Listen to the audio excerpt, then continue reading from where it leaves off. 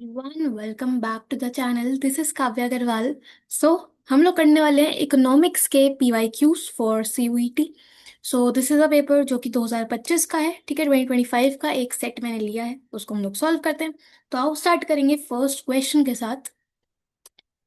First question हमें बोला है, थोड़ा सा जूम कर देती हूँ इससे क्लियर दिख जाए। तो देखो, पूछा है whether to use more resources in education and health और to use more resources in building military services. Which of the central problems of an economy is accurate for this. तो आपको सेंट्रल प्रॉब्लम बताना है। Point दिया है कि हम ज्यादा रिसोर्सेज एजुकेशन और हेल्थ में यूज करें या फिर हम ज्यादा रिसोर्सेज मिलिट्री सर्विसेज डेवलप करने में यूज करें। तो बेसिकली हम लोग बात कर रहे हैं कि किस प्रोडक्ट को बनाने में हम रिसोर्सेज का यूज करें। तो इसलिए यहाँ पे जो सेंट्रल प्रॉब्लम है वो है हमारी व्हाट टू प्रोड्यूस। ठीक है, कि क्या बनाना है, किसमें कितनी रिसोर्सेज लगानी है, that is what to produce. Okay, simple.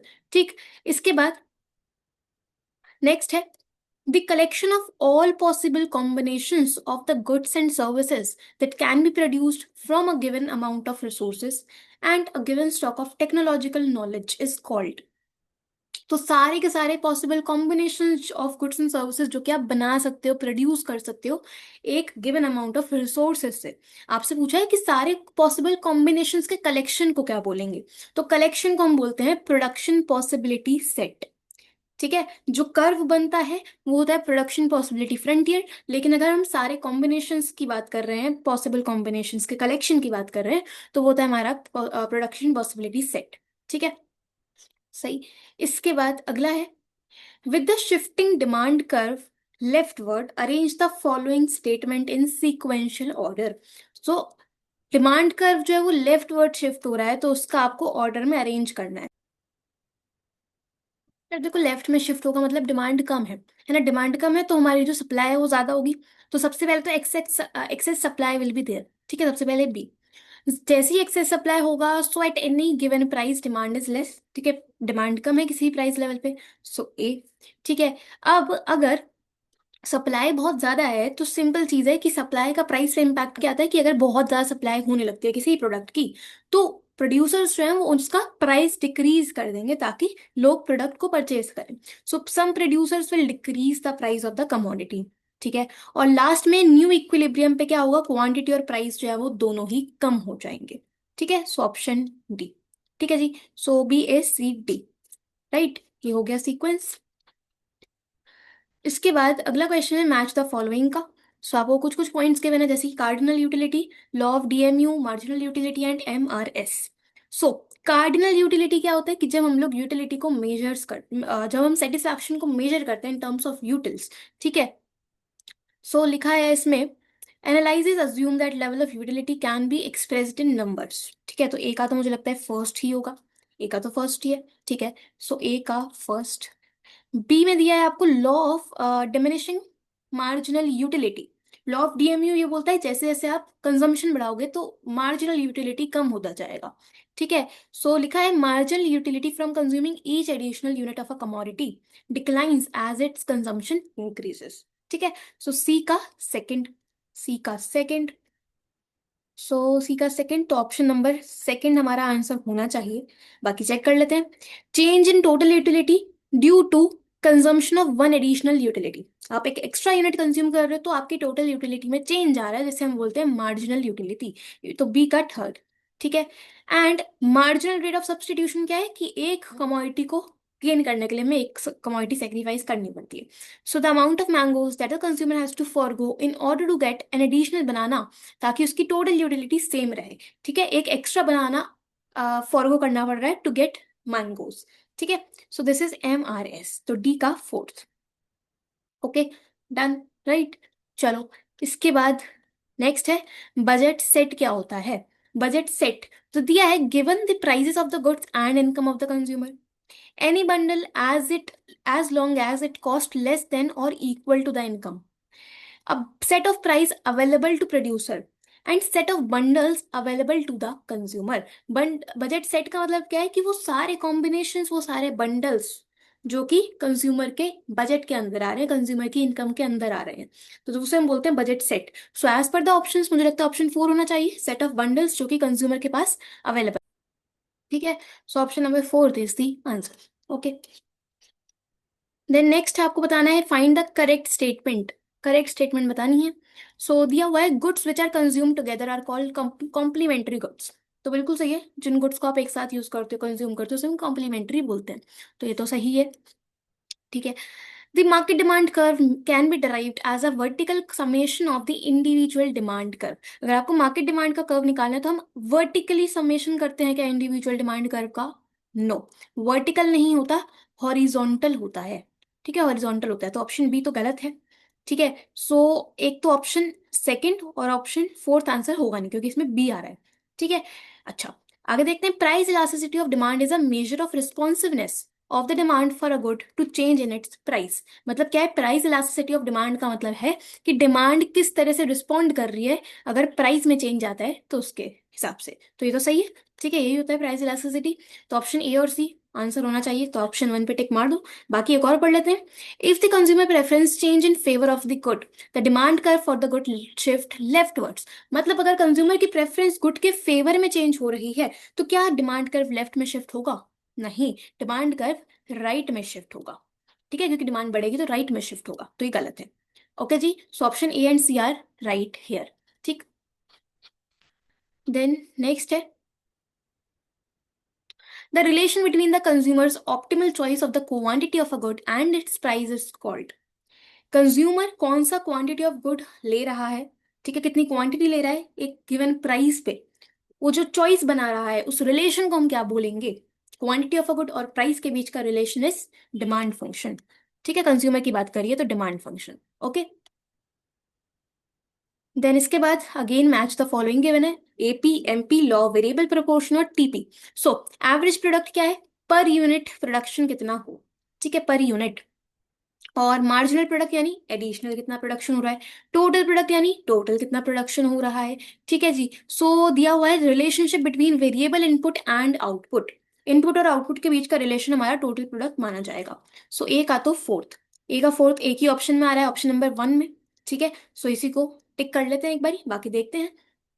दिया है the marginal product of a factor input initially rises with its employment level. Marginal product जो है वो पहले इंक्रीज होने लगता है, जैसे जैसे एम्प्लॉयमेंट आप इनपुट्स बढ़ा रहे हो, एमपीवी इंक्रीज होता है। यही हमारा लॉ ऑफ वेरिएबल प्रोपोर्शन भी होता है। ठीक है, तो डी का थर्ड आएगा। Okay, output per unit of variable input. एक इनपुट से एक वेरिएबल इनपुट से कितना आउटपुट जनरेट हुआ उसको हम बोलेंगे एवरेज प्रोडक्ट। ठीक है, एवरेज प्रोडक्ट, सो बी का first. And change in output per unit of change in input, यानी कि टोटल प्रोडक्ट में कितना चेंज आया टोटल इनपुट के बेसिस पे। ठीक है, अगर हम इनपुट चेंज कर रहे हैं तो आउटपुट में कितना चेंज आ रहा है इसको हम बोलते हैं मार्जिनल प्रोडक्ट। ठीक है, सो सी का second, right, so option 1 is the answer. तो आप एक ऑप्शन को लेकर अगर श्योर हो तो उसके हिसाब से आप अपने जो ऑप्शंस आपको गिवन है, ठीक है, उनको एलिमिनेट किया करो ताकि आपको करेक्ट आंसर पता चल पाए। ओके, देन अगला है इन द लॉन्ग रन कौन सा पॉइंट आएगा? लॉन्ग रन क्या है? लॉन्ग रन वो टाइम पीरियड है जिसमें सारे के सारे फैक्टर्स, सारे के सारे जो हमारे इनपुट्स हैं उनको आप चेंज कर सकते हो। ठीक है, कोई भी फैक्टर यहाँ पे फिक्स्ड नहीं होता, सारे के सारे वेरिएबल होते हैं। सो दिया है at least one of the factor varied, नहीं, all the factors of production can be varied. सारे फैक्टर्स ऑफ प्रोडक्शन को आप चेंज कर सकते हो, वेरी कर सकते हो, तो बिल्कुल सही है। ठीक है, option 2 is the answer. Factor remain fixed, no, only one factor can vary, no. ठीक है, सारे फैक्टर्स कैसे होते हैं? वेरिएबल होते हैं in the long run. Okay, इसके बाद the difference between revenue and cost. Revenue यानी जो आपने अर्न करा, कॉस्ट यानी कि जो आपका खर्च आया, इन दोनों के बीच के डिफरेंस को हम बोलते हैं प्रॉफिट। ठीक है, आपने 100 रुपीज अर्न करे सामान बेच के, और उस 100 जो आपने सामान बेच के कमाए, उस गुड्स को बनाने में सपोज 20 का कॉस्ट आया, तो आपके 80 रुपीज जो हो गए वो क्या हो गया? प्रॉफिट हो गया। Simple point. ठीक है, प्रॉफिट। देन इसके बाद है dash of an input is defined as the change in a output per unit of change in the input when all other inputs are remained constant। तो वही definition ऊपर हमने match the following में देखी। Change in output per unit of change in input.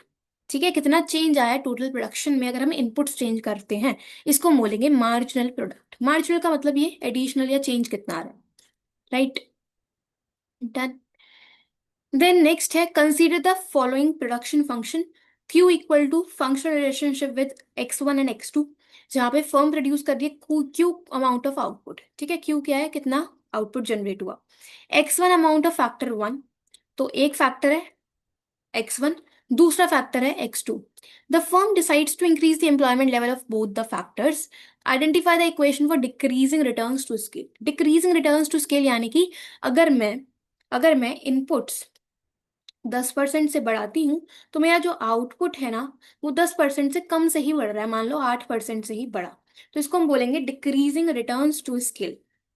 ठीक है, decreasing returns to scale. So इसकी जो इक्वेशन होती है वो होगी हमारी ऑप्शन नंबर थर्ड वाली, ऑप्शन नंबर थर्ड। ठीक है, कि टोटल प्रोडक्शन देखो कम हुआ है, जो चेंज आया प्रोडक्शन में, इनपुट्स में चेंज ज्यादा आया है। ठीक है, इसके बाद अगला क्वेश्चन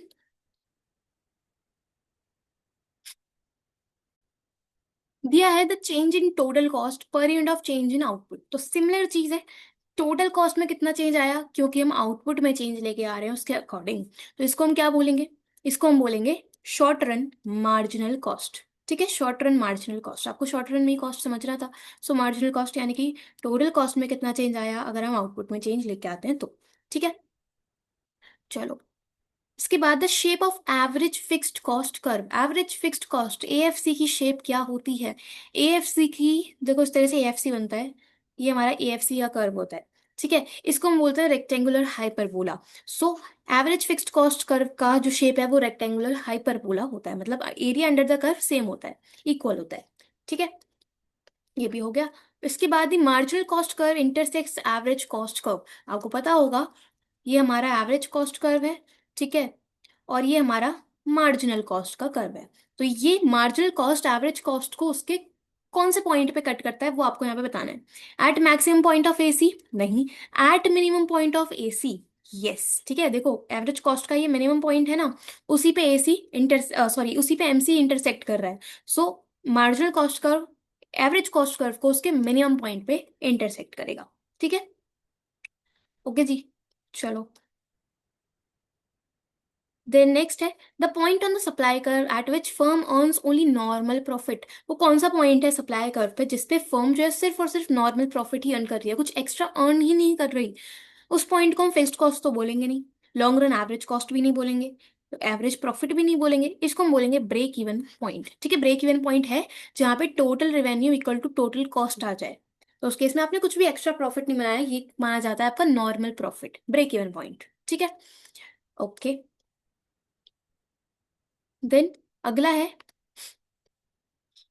तो प्रॉफिट मैक्सिमाइजेशन का क्वेश्चन है, दिया है which of the following conditions must hold for a firm to maximise its profit. Firm को प्रॉफिट मैक्सिमाइज करने के लिए कंडीशन क्या क्या है। पहला है price equal to short run marginal cost, मतलब कि प्राइस जो है वो मार्जिनल कॉस्ट के इक्वल होना चाहिए। यस, एक कंडीशन ये होती है। इसके बाद नेक्स्ट है short run marginal cost curve is non decreasing. बिल्कुल मार्जिनल कॉस्ट है वो नॉन डिक्रीजिंग होना चाहिए। ठीक है, ये भी सही है। तीसरा है प्राइस लेस देन और इक्वल टू मार्जिनल कॉस्ट, तो ये गलत हो जाएगा क्योंकि हमने पहली कंडीशन पढ़ी प्राइस जो है वो मार्जिनल कॉस्ट के इक्वल आना चाहिए, लेस देन काम नहीं चलेगा। ठीक है, सो ये गलत है। फोर्थ है price greater than equal to average variable cost. ठीक है, price greater than equal to ABC, तो ये कंडीशन भी होती है प्रॉफिट मैक्सिमाइजेशन की, तो ऑप्शन डी भी सही है। ठीक है, option A B D are correct. ठीक, चलो इसके बाद आगे है how does technological progress affect the firm's supply curve. Technology progress हुई है, टेक्नोलॉजी अपग्रेड हुई है, तो ऑफ कोर्स आप ज्यादा अच्छे से प्रोडक्शन करोगे तो ज्यादा अच्छी सप्लाई होगी, तो जो हमारा सप्लाई का कर्व है वो राइट में शिफ्ट हो जाएगा। ठीक है, कहाँ पे शिफ्ट होगा, राइट में, राइट वर्ड शिफ्ट। जब भी सप्लाई बढ़ेगी तो राइट वर्ड शिफ्ट होगा, सप्लाई कम होगी तो लेफ्ट वर्ड शिफ्ट होगा। ठीक है, सिंपल लॉजिक। देन अगला है suppose an individual buy 30 bananas when its price is 10 rupees per banana. ठीक है, सो क्वांटिटी थी पहले 30, प्राइस था 10, प्राइस इंक्रीजेस टू 14 पर बनाना, प्राइस जो है वो बढ़ के हो गया 14 रुपए, and she reduce her demand to 24 bananas, और क्वांटिटी कम होके 24 हो गई। ठीक है, हमें ईडी निकालना है, तो कैसे आता है, प्राइस इलास्टिसिटी का फॉर्मूला होता है delta Q upon delta P into P upon quantity. ठीक है, डेल्टा क्वांटिटी का मतलब है 24 - 30 दैट इज -6, डेल्टा पी का मतलब है 14 - 10 यानी कि 4। ओरिजिनल प्राइस था 10, ओरिजिनल क्वांटिटी थी 30, तो ये आएगा -2/4, दैट इज 0.5। ठीक है, 0.5, ऑप्शन थर्ड। ठीक है, इसके बाद अगला है, which of the following is an example of floor price. Floor price का एग्जाम्पल बताना है। दिया है minimum support price for food grain, price printed on any article, price taken by seller and price asked by buyer to buy. ठीक है, so floor price कौन सा price होगा? Minimum support price for food grain, एक minimum support price जो government set करती है कि इतना मिनिमम आप सामान बेचो, इतने मिनिमम प्राइस पे सामान बेचो। ठीक है, सो वही होता है हमारा फ्लोर प्राइस। जो आर्टिकल पे प्राइस प्रिंट होगा वो तो एमआरपी होगा ना, एमआरपी होगा, उसमें प्रॉफिट ऐड होकर ही आएगा। प्राइस जो सेलर लेगा वो भी डिफरेंस हो सकता है, ज्यादा भी हो सकता है। सो हमें फ्लोर प्राइस बताना है तो उसका बेस्ट एग्जाम्पल तो यही है, मिनिमम सपोर्ट प्राइस, जो कि फूड ग्रेन के लिए फिक्स किया जाता है। ठीक है, ओके।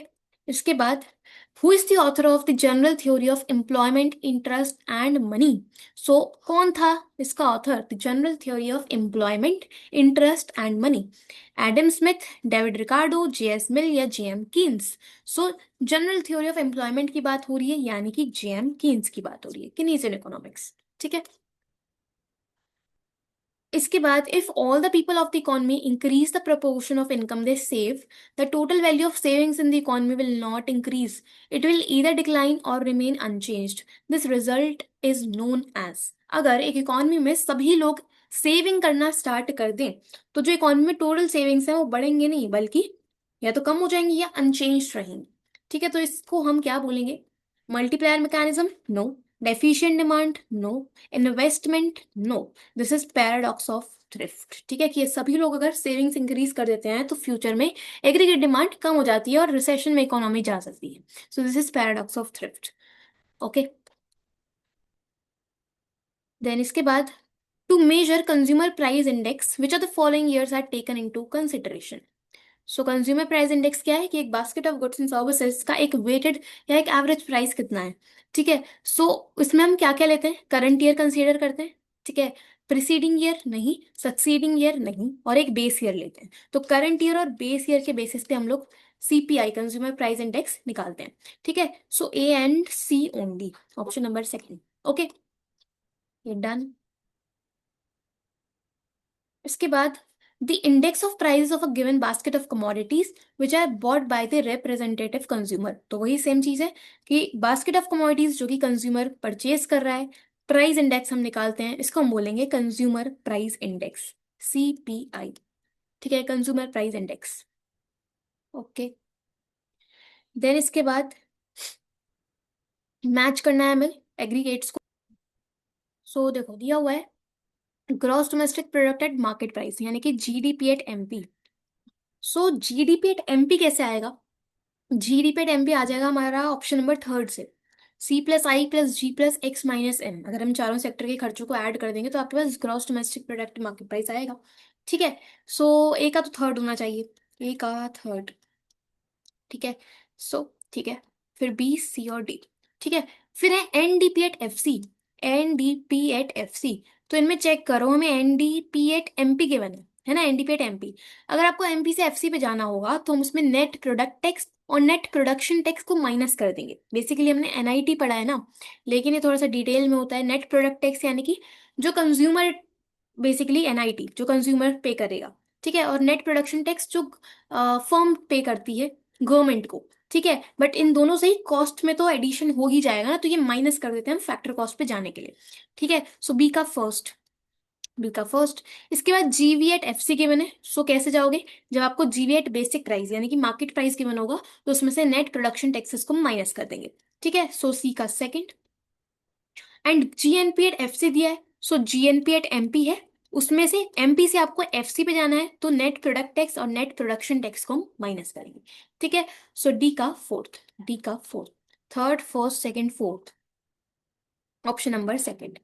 ठीक है, ऑप्शन नंबर सेकंड। ओके, चलो। When goods and services are evaluated at constant prices, the measured value is known as। अगर आप गुड्स और सर्विसेज को constant prices, base year prices के बेसिस पे कैलकुलेट करते हो तो उसको हम बोलते हैं रियल जीडीपी। ठीक है, रियल जीडीपी में हम कांस्टेंट प्राइसेस के बेसिस पे वैल्यू निकालते हैं। ठीक है, इसके बाद among the following which are the functions of money, money के फंक्शंस बताने हैं, बहुत simple. Medium of exchange, unit of account, bartering, no, store of value, yes. तो ए बी और डी यहाँ पे करेक्ट है, option A B and D, simple. ठीक है, फंक्शंस ऑफ मनी। इसके बाद money deposited in the banks are considered dash of the banks, जो पैसा हम बैंक में डिपॉजिट करते हैं वो बैंक्स के लिए क्या कहलाएगा? एसेट, नेटवर्थ, लिक्विड लाइबिलिटी या स्टैट्यूटरी लिक्विड रेशियो। सो अगर आपने अपना पैसा बैंक में जमा किया है तो वो ऑफ कोर्स पब्लिक का पैसा है। बैंक ने अपने पास रखा है तो बैंक के लिए वो एक लाइबिलिटी है। ठीक है, बैंक उसको वापस देगा विद इंटरेस्ट। ठीक है, सो ये बैंक के लिए क्या है? एक लाइबिलिटी होती है। ठीक है, लाइबिलिटी। इसके बाद अगेन मैच द फॉलोइंग दिया है, CRR, SLR, lender of last resort and repo rate. तो सीआरआर क्या है? वो रिजर्व जो कि सेंट्रल बैंक के पास मेंटेन करने पड़ते हैं। ठीक है, सो दिया हुआ है the percentage of deposits which must keep at cash reserves with the central bank, बिल्कुल सही, एक का थर्ड। ठीक है, एसएलआर का मतलब क्या है? एसएलआर का मतलब है reserves in liquid form in the short run. Liquid form में आपने रिजर्व्स मेंटेन कर रहे हैं शॉर्ट टर्म में, इसको हम बोलेंगे एसएलआर। ठीक है, सो बी का फोर्थ, सो ए का थर्ड और बी का फोर्थ, ऑप्शन फोर्थ आंसर होगा। बाकी देख लेते हैं। Lender of last resort, lender of last resort कौन माना जाता है? Central bank of the country, कि अगर कहीं से ही पैसा अरेंज नहीं हो पा रहा तो सेंट्रल बैंक पैसा आपको प्रोवाइड करेगा। ठीक है, और रेपो रेट का मतलब शॉर्ट टर्म इंटरेस्ट जिसे हम बोलते हैं लोन्स पे। So the interest at which money lent by central bank. So D का सेकेंड, डी का सेकेंड। ठीक है, सिंपल। देन इसके बाद है currency notes and coins are called. Notes और कॉइन्स को हम क्या बोलेंगे? Narrow money, currency base, broad money, fiat money. This is fiat money, कि गवर्नमेंट के ऑर्डर से ही हम उसे एक लीगल टेंडर मान रहे हैं और ट्रांजेक्शन करने में यूज कर रहे हैं। फिएट मनी है, गवर्नमेंट का ऑर्डर पे चल रहा है। ठीक है, currency notes and coins, fiat money. ठीक है, ex post is depicted by which of the following, ex post बोला है, एक्सपोस्ट यानी कि एक्चुअल में क्या हुआ। ठीक है, सो व्हाट एक्चुअली हैज हैपेंड, बिल्कुल सही है, ऑप्शन वन। ठीक है, ध्यान रखना, देखो एक एक्स एंट होता है, एक एक्स पोस्ट होता है, तो इसमें कंफ्यूज मत होना। एक शब्द है एक्चुअल, एक शब्द है प्लान्ड। ठीक है, सो ध्यान रखना है ए के संग पी आएगा, आपको एपी याद रखना है। एपी, एंट है, ए है तो उसके संग प्लान्ड आएगा। ठीक है, पी, एक्स पोस्ट में पी है तो इसके संग एक्चुअल आएगा ए।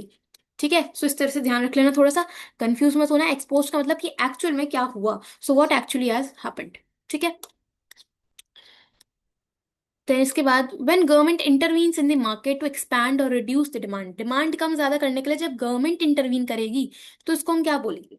Allocative function, no. Distribution function, no. Stabilisation function. ठीक है, इकोनॉमी को स्टेबल रखने के लिए, ऊपर नीचे ना हो चीजें, तो उसको करने के लिए स्टेबलाइजेशन फंक्शन हम इसे बोलेंगे। ठीक है, ओके।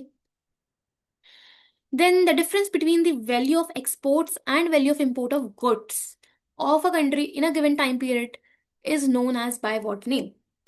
एक्सपोर्ट्स और इंपोर्ट्स ऑफ गुड्स की हम सिर्फ बात कर रहे हैं, तो ये होता है हमारा बैलेंस ऑफ ट्रेड, बीओटी, जिसमें हम एक्सपोर्ट ऑफ गुड्स में से इंपोर्ट ऑफ गुड्स को माइनस करते हैं। सो this is balance of trade. ठीक है, बीओटी। ओके, देन अगला क्वेश्चन है आपके पास। ये वाला दिया है, arrange the following steps of estimation of national income by income method. So income method से नेशनल इनकम निकालना है, तो सबसे पहले हम लोग क्या करेंगे? सबसे पहले हम आइडेंटिफाई करेंगे और क्लासिफाई करेंगे प्रोड्यूसिंग सेक्टर्स को, जो जो प्रोड्यूस कर रहे हैं उनको हम आइडेंटिफाई करेंगे, तो ऑप्शन ए। इसके बाद हम फैक्टर इनकम को क्लासिफाई करेंगे कि क्या सीओ ही है, क्या मिक्स्ड इनकम है, क्या ऑपरेटिंग सरप्लस है। सो हमने क्लासिफाई करा। देन हम लोग निकालेंगे एनडीपी एट एफ सी, और लास्ट में हम निकालेंगे एनएनपी एट एफ सी। ठीक है, national income. So A D B C, A D B C, option number third. Okay, then इसके बाद दिया है arrange the following conditions from most to least liquid form. So आपको measures of money supply दिए, सबसे ज्यादा liquid से सबसे कम लिक्विड तक आपको पहुंचना है। तो देखो, सबसे पहले सबसे पहले आएगा हमारा currency and demand deposits M1। ठीक है, तो सबसे पहले ऑप्शन सी आएगा, तो वन और थ्री तो आंसर होंगे नहीं। ओके, सबसे पहले ऑप्शन सी। इसके बाद होते हैं हमारे option A, currency plus demand deposit. इसमें हम ऐड करेंगे सेविंग डिपॉजिट्स, ठीक है, ऑप्शन ए।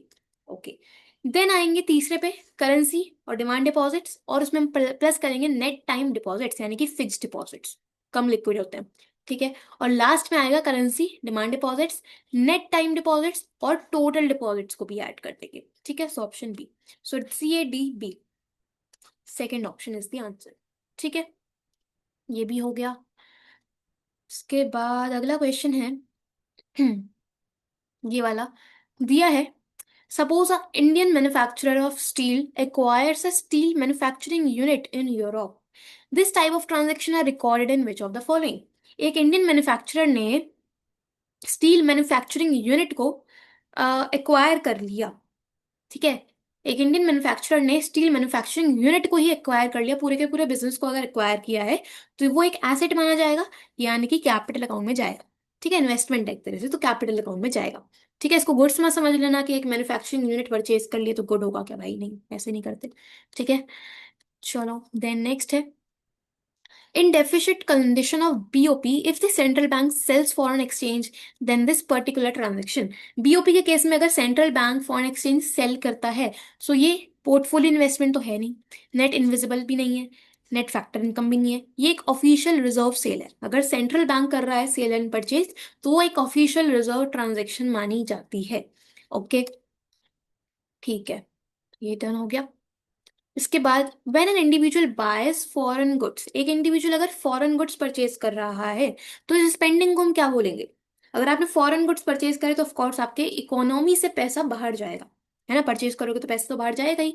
सो इंजेक्शन तो नहीं है, इंजेक्शन का मतलब है इकोनॉमी में पैसा आ रहा है, तो ये तो नहीं है। एक्सचेंज रेट मार्केट नहीं। डायरेक्ट इन्वेस्टमेंट है, नो, हम तो गुड्स परचेज कर रहे हैं, कोई बिजनेस तो नहीं परचेज कर रहे हैं। दिस इज लीकेज, ठीक है, इकोनॉमी से पैसा बाहर जाएगा अगर आप गुड्स परचेज करते हो, सो ये लीकेज माना जाता है, सर्कुलर फ्लो का क्वेश्चन है, ठीक है।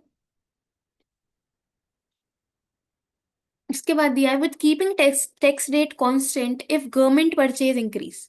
टैक्स कांस्टेंट है, गवर्नमेंट अपने परचेजेस अगर बढ़ा दिए तो आपको अरेंज करना है पॉइंट्स को। तो देखो दिया है, सबसे पहले मेरे ख्याल से आएगा government runs a deficit when G exceeds T, ठीक है। अगर गवर्नमेंट के खर्चे ज्यादा हैं, परचेज कर रही है तो खर्चे ज्यादा होंगे ऑफ कोर्स, खर्चे ज्यादा हैं तो उस केस में, और टैक्स रेट कांस्टेंट है मतलब रेवेन्यू टैक्स से आएगा, सो टैक्स कांस्टेंट है, खर्चे ज्यादा हैं तो गवर्नमेंट जो है वो डेफिसिट में जाएगा। सबसे पहले तो ऑप्शन बी, ठीक है। तो इससे क्या होगा, rise in plan aggregate expenditure, government अगर खर्चा कर रही है कहीं पे तो AD बढ़ेगा इकोनॉमी में, ठीक है, AD बढ़ जाएगा।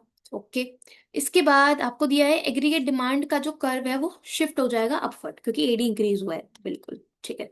और लास्ट में इक्विलिब्रियम इनकम लेवल भी बढ़ेगा इकोनॉमी में क्योंकि एग्रीगेट डिमांड बढ़ा है तो इनकम लेवल भी इंक्रीज होगा, ऑप्शन सी, ठीक है। सो BADC, पहले ऑप्शन पे हम करेंगे टिक, ठीक है। ओके, देन इसके बाद दिया है arrange the following steps of calculation of national income. So दिया है deduction of intermediate cost, estimation of value of output, NFIA और deduction of depreciation and NIT। तो वैल्यू एडिशन में सबसे पहले हम लोग एस्टिमेट करते हैं वैल्यू ऑफ आउटपुट को, ठीक है। उसके बाद हम इंटरमीडिएट कॉस्ट को करते हैं माइनस, ठीक है।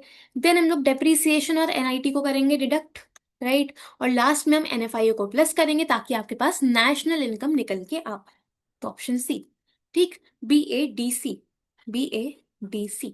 ठीक है। सिंपल, आपको जो आपने फॉर्मूले पढ़े थे ट्वेल्थ में बोर्ड्स में, अब उसके आपको स्टेप्स को अरेंज करना है, ठीक है जी।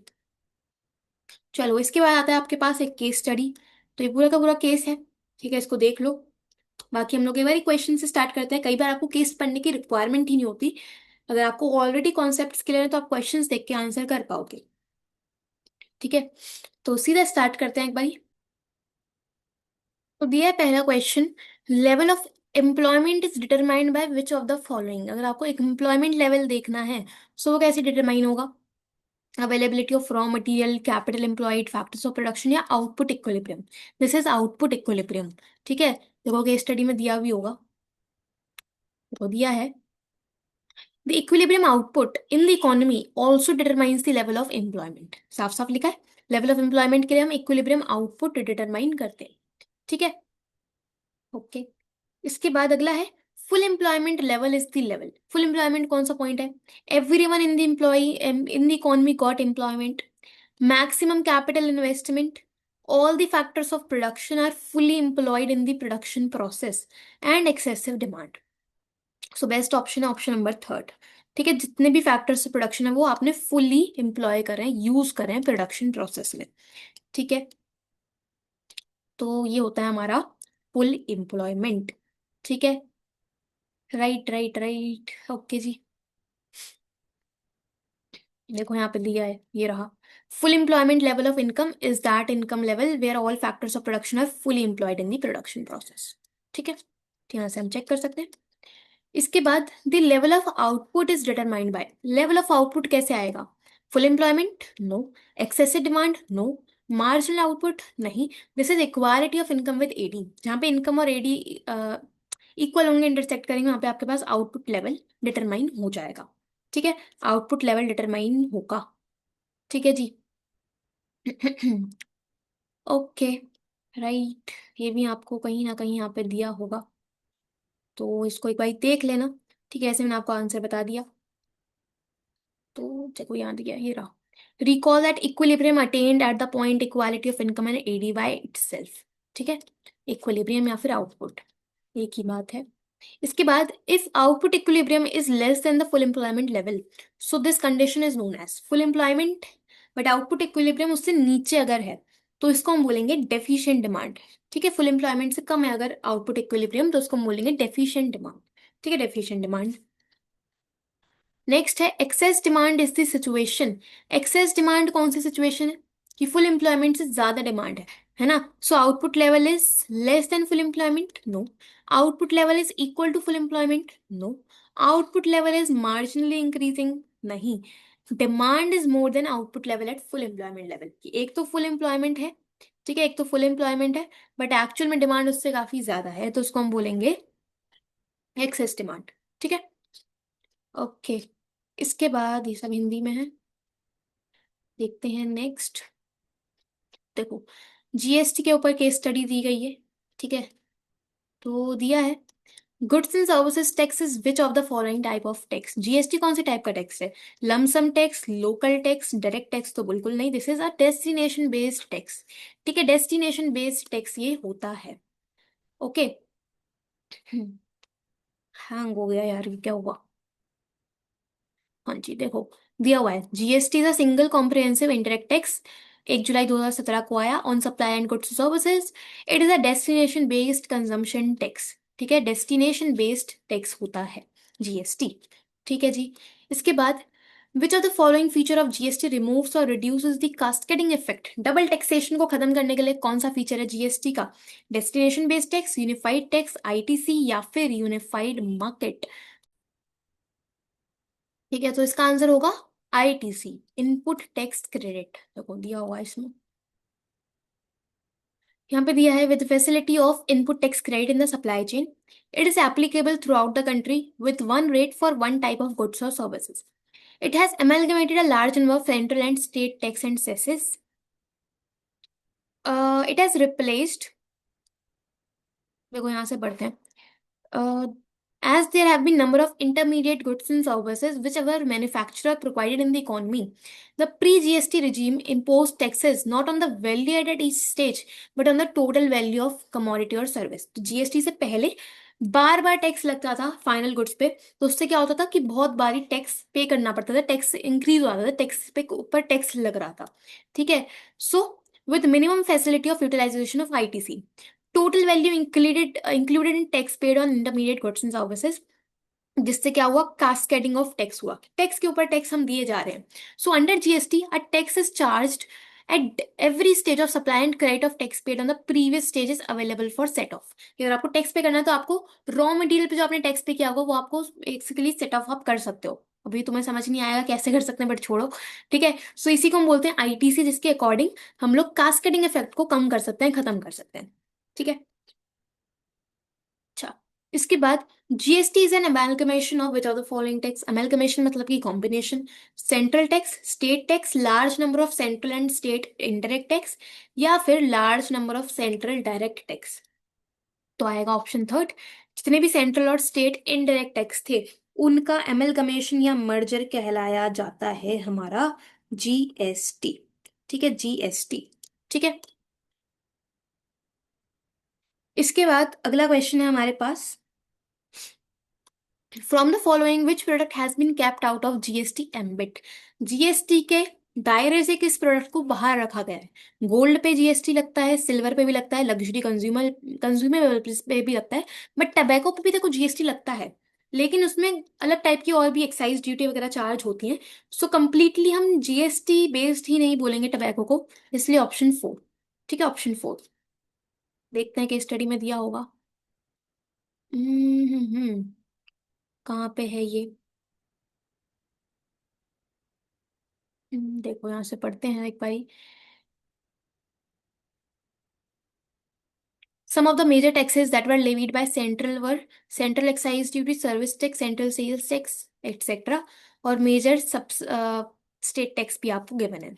ठीक है, तो आपको दिया ही नहीं है कि इस क्वेश्चन का आंसर नहीं दिया, तो ये आपको दिमाग लगा के सोचना पड़ेगा कि टबैको ही आएगा। ठीक है, और ध्यान रखना दो प्रोडक्ट्स ऐसे हैं इस पे जीएसटी लगता ही नहीं है, वो है हमारे पेट्रोल, ठीक है, और अल्कोहल। ये जीएसटी से एकदम ही आउट है। ठीक है, पेट्रोल एंड अल्कोहल। ओके, इसीलिए पेट्रोल का प्राइस हर एक स्टेट में अलग होता है, अल्कोहल का तो अलग ही हिसाब है। चलो ठीक है, कहीं पे बहुत महंगी मिलती है, कहीं पे बहुत सस्ती मिलती है, मुझे नहीं पता, बट ये होता है। ठीक है, चलो इसके बाद अगला क्वेश्चन दिया है। Why GST is considered as unified tax system. Unified tax system क्यों कंसिडर कर रहे हैं? Because it is a combination of multiple taxes. ना, because now country have only GST as indirect tax. ये भी नहीं, एक सिंपल टैक्स है। ठीक है, because it brought uniformity in tax rate. देखो चारों ऑप्शन सही लग रहे हैं, लेकिन बेस्ट आपको ऑप्शन देखना है तो ऑप्शन थर्ड होगा, क्योंकि यूनिफॉर्मिटी आई है टैक्स रेट में, हर स्टेट में सेम टैक्स लग रहा है। ठीक है, तो यूनिफॉर्मिटी है। ओके, और बस खत्म। ठीक है, सारे के सारे क्वेश्चंस डन। सो हमने टोटल 50 क्वेश्चंस कर लिए। ओके जी। सो माइक्रो के क्वेश्चंस भी थे, मैक्रो के क्वेश्चंस भी थे, एंड आई होप आपकी प्रैक्टिस अच्छी हुई होगी। ठीक है, कोई डाउट आया हो तो कमेंट्स में पूछ लेना। मिलते हैं और क्वेश्चंस के संग, और अच्छे से प्रैक्टिस करते जाओ यार, एक ही महीना है, अब तो एग्जाम आ ही गए हैं ना। सो अच्छे से करो। ठीक है, all the best. Thank you so much.